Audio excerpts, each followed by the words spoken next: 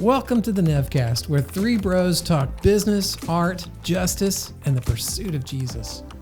Any day above ground is a good day. Get ready to laugh, cry, and kiss 30 minutes goodbye with Peter Nevland, Dave Nevland, and Rashid.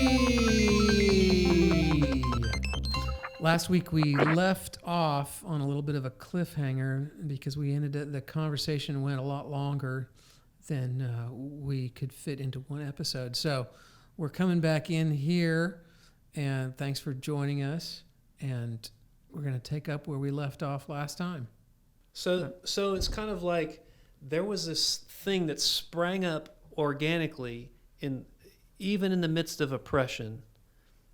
This music found a way to thrive, and clearly, I'm sure that it was influenced by whatever background, the slaves who made it up came from. There were blues scales, there were whatever in their back, because it doesn't sound like the white music of the day, right? There was a different format. There was the rhythms. Almost a chord progression. It was almost, they would use like the same music, but then put lyrics over it. And so it thrived. And then even after the time when it was necessary to preach, to communicate messages through slave spirituals, there was still this sound in the music, and there was still some life in the music that was so attractive that people caught on to it.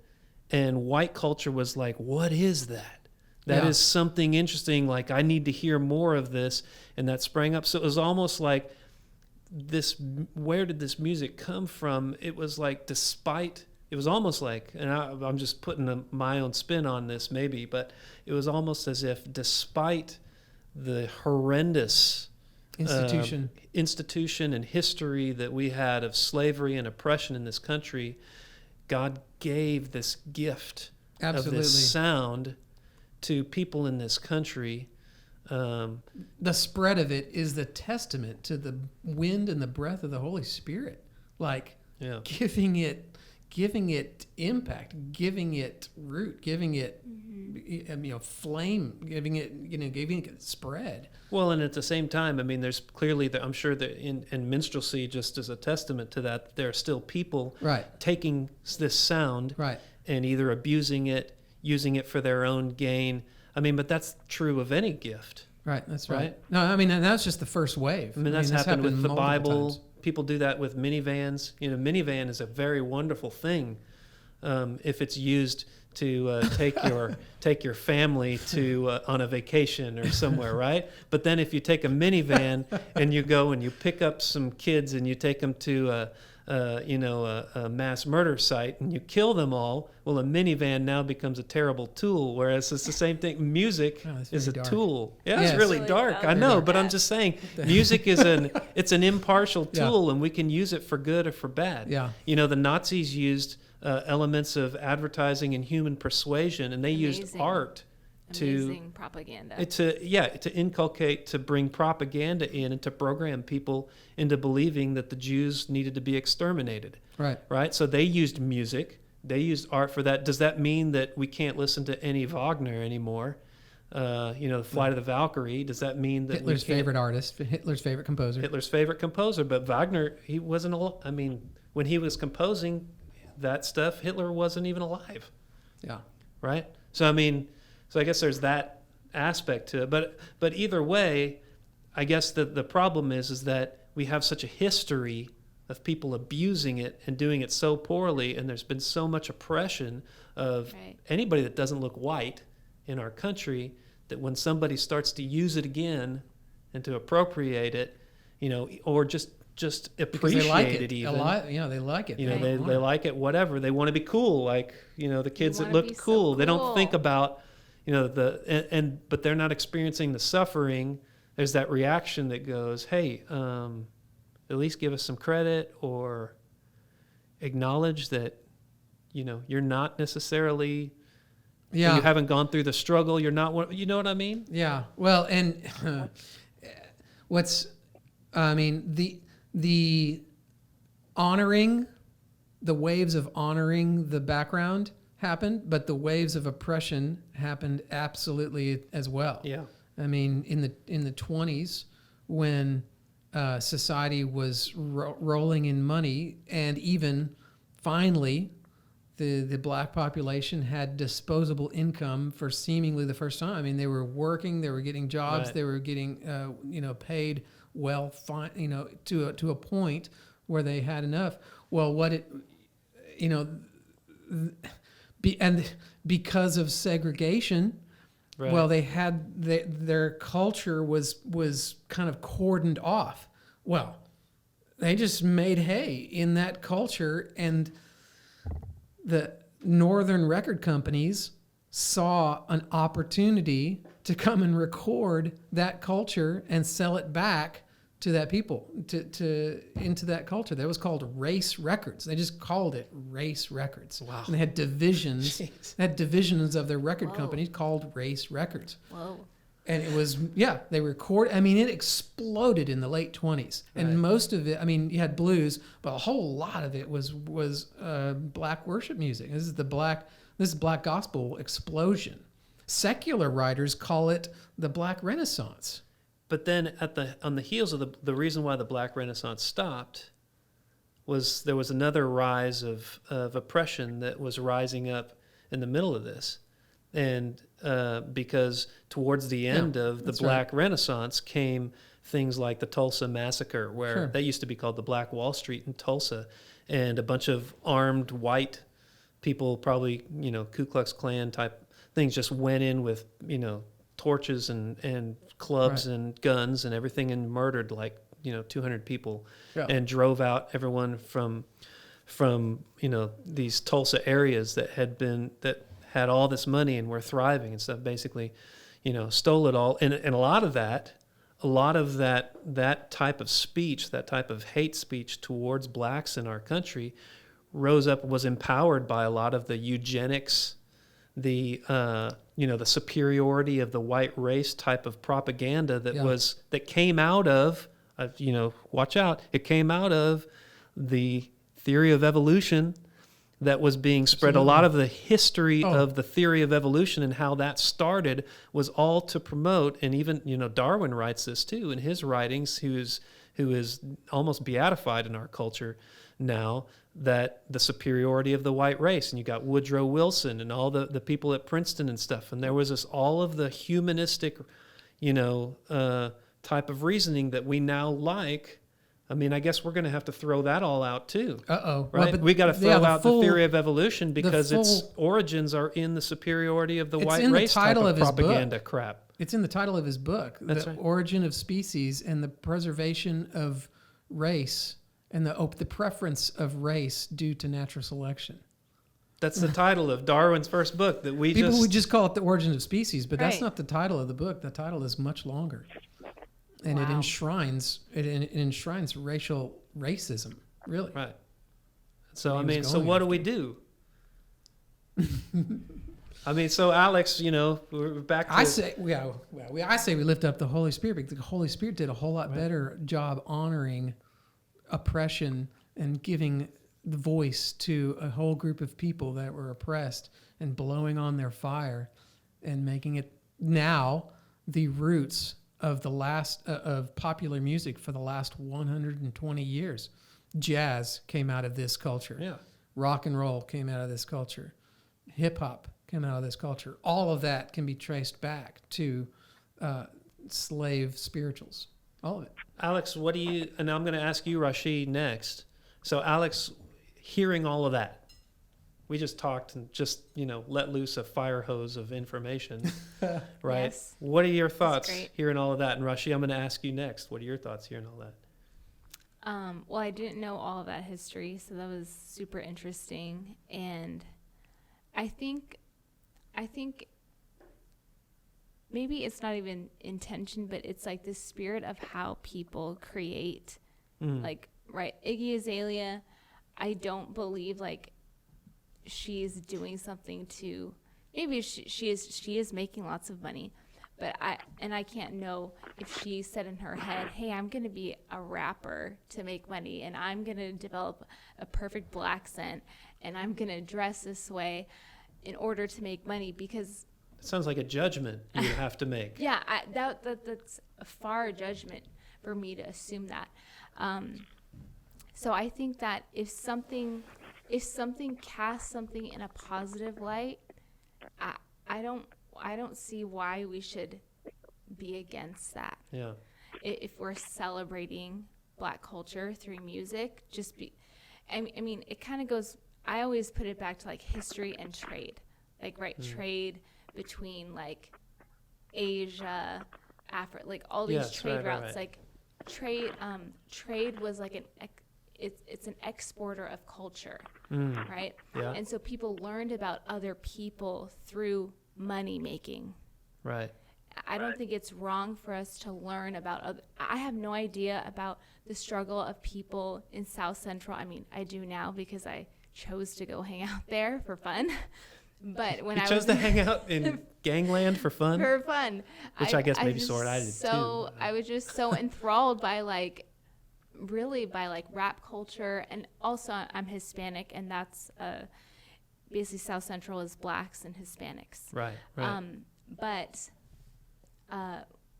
what was I saying? I was saying that Sorry, trade exports culture.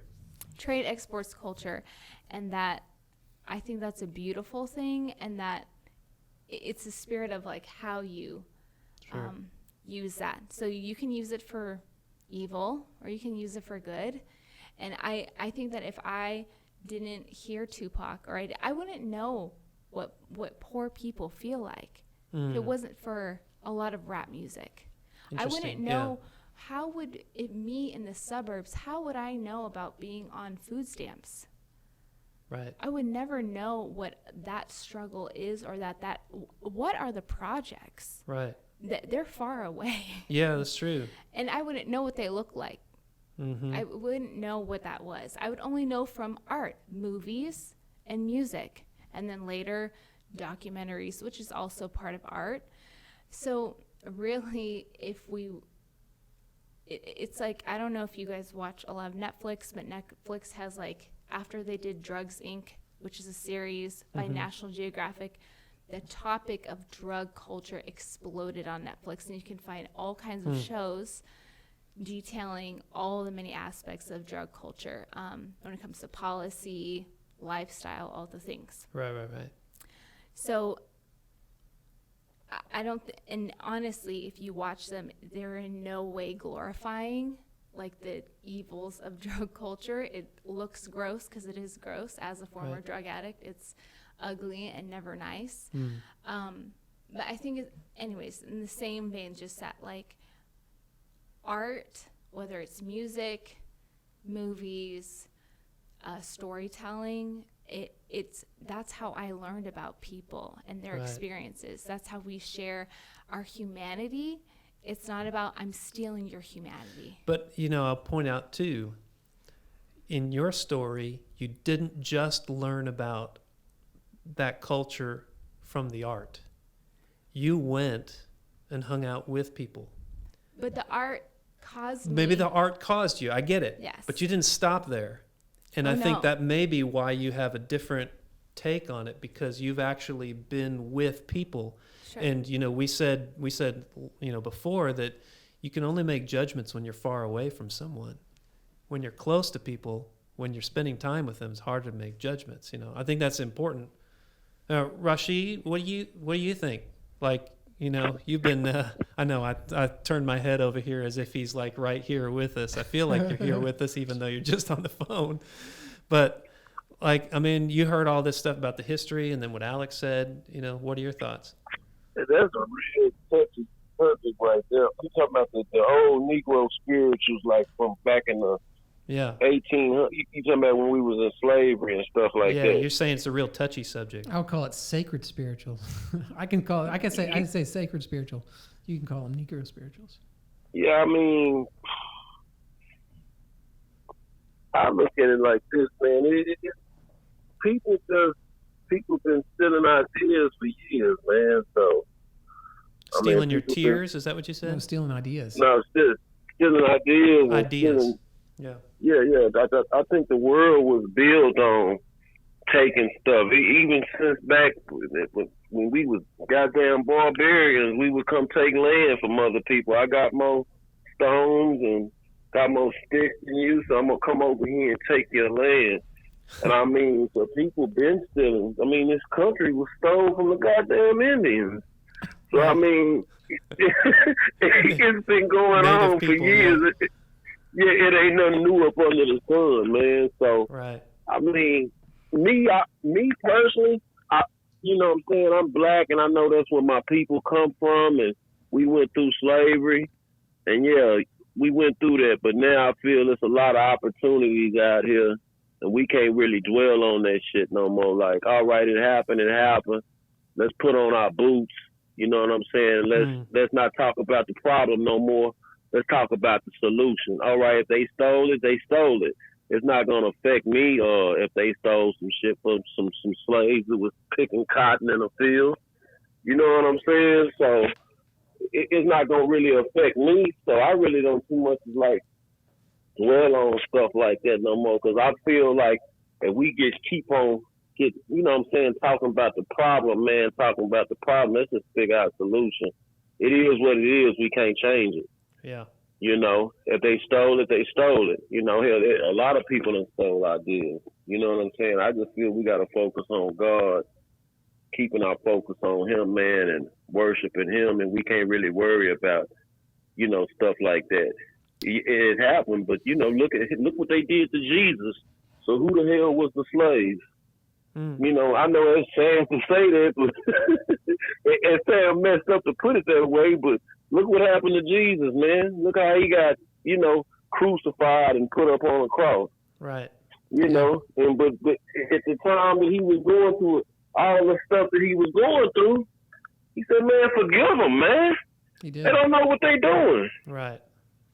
You know what I'm saying? So I feel we could look at stuff like that, and if a person was getting killed and tortured and they put nails through his arm, we could forgive a person for taking a goddamn song from somebody and taking it and taking it and calling it their own or whatever they was doing.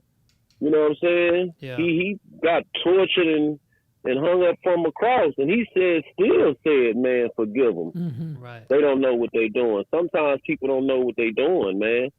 Sometimes it's just like, you know, certain people have sicknesses and they don't even know it. Just like an alcoholic, you know what I'm saying? They do shit, and some people be insane, man. Excuse me for cursing so much, man, but you know I can't hold a conversation. I'm an old street guy, man, so if I can't curse, I can't hold a conversation, man. Yeah. So, you know what I'm saying? So it is what it is. You know, I tried to get up off of that, like, you know, dwelling on stuff like that. You know what I'm saying? I got to move forward with my life because I only got one life to live. And I feel like if I keep on dwelling on all slavery and slavery this and slavery that, it happened, man. I wasn't back then, and hell, to tell you the goddamn truth, I'm glad that my grandfather got caught up on the ship, because I wouldn't have wanted to be raised in no goddamn Africa over there. You know what I'm saying? So I'm glad that my ancestors got caught up and came over here, because you know they still got slavery going on right now in Africa. Well, and we've still got slavery going on in America too. You know, I mean, people are trafficked, you know, all the time, and now it's not just one color that's getting trafficked. It's all sorts of different people are getting trafficked, and it's probably all the way it's always been. Yeah, you know. Right. I mean, it makes me think. There's a line. There's a lyric from a song. You know, I don't know if the artist is Don Chaffer, Water Deep. But there's a song he's got called Innocent Jane. And she says, in the still of the night, and by a sweet candlelight, she'll confess to you that everybody's guilty. Yeah. You know, we all got blood on our hands. And there's only one person that doesn't, right? He's the example, and he's the advocate. I mean, he's the advocate right now. And if we like that, that's what I hear in what Rashi's saying is like, Jesus is the example, but he's also the advocate. If we believe that he's the advocate, and right now, you know, the spotlight is being shown on Black lives because people are not aware. Right. A lot of society is not aware, and still, but and that spotlight shows the depravity of mankind. to each other. Yeah, I mean, there still is real injustice. But I would also say that spotlight, let the spotlight shine on Black lives, because it also shows the advocacy of the Holy Spirit. Right. Come on, let's show the advocacy of Jesus. Right. Because it's true, and there's and people in that oppressed class have known it, have said it, and have prophesied it, and have proclaimed it for a long time.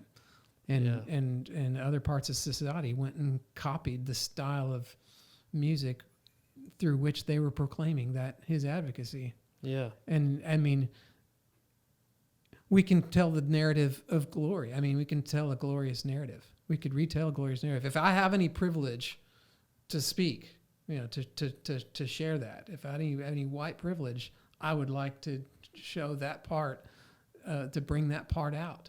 Yeah. Because I can connect with that as well.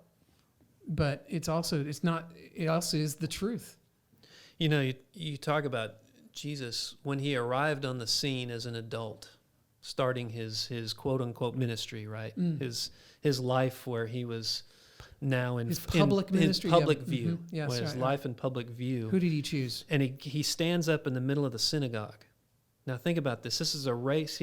The Jews themselves, they were an occupied nation, right, at the time, being oppressed by the Romans, right, being used basically as slaves for the Roman Empire, right, but given some semblance of freedom for Jews.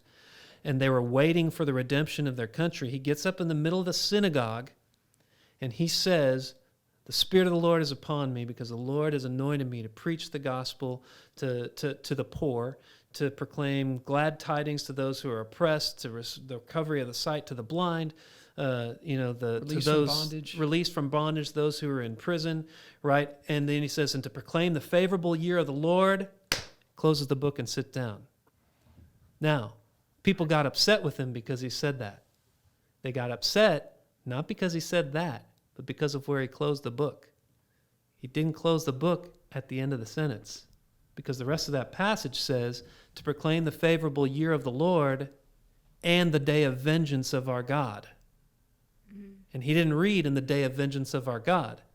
Now, I get this from someone named Steve Hawthorne. He's amazing. He's got a course out there, Perspectives, right? We should have him on the show. If we get him on the show, he will just blow us away with all sorts of amazing brilliance. But anyway, and he said, look, the people were incensed because they said, no, favor on us, vengeance on them. And Jesus said, no, favor for everyone. It's the year of the Lord's favor. And it still is the year of the Lord's favor, when there's going to come vengeance for the oppression that's done wrong. And the oppressors. And the oppressors, right? And God knows how to deal with them. But right now, Jesus is extending mercy. And so maybe it's up to us to extend mercy rather than judgment, right? For all of the wrongs that have been done and everything like that. And Jesus closed the book. He said, it's time for mercy. And those people, they wanted vengeance because they've been oppressed. And sometimes I do too, right? In my own little ways. But maybe we need to be showing mercy. Let's share that. Yeah, let's share that with each other, with more people. Does that sound good? What do you think, Rashi, Alex? Sounds great. Yeah, I think that's a good way to look at it, man. That's a wonderful, great way to look at it, man. Well, here we are, the Nevcast. Nevcast.com. Yep, you can find us on Spotify, on Apple Music, or Apple Podcasts, or you can go, what's that URL, Rashi? You can go Nevcast.com, Woohoo! Spotify, Apple Music, or Apple Podcasts. Yeah, baby. I'm telling you. Come check us out, man. We are getting it together. Man, we the truth. Before we lie to you, we cry to you. If we had wings, we fly to you. That's right. Yeah. Wow. Ooh, so good. Good. All right. All right. Check us out next time. That's it for the Nevcast this time. Join us next week when we talk justice, business, and art in pursuit of Jesus. We will see you soon.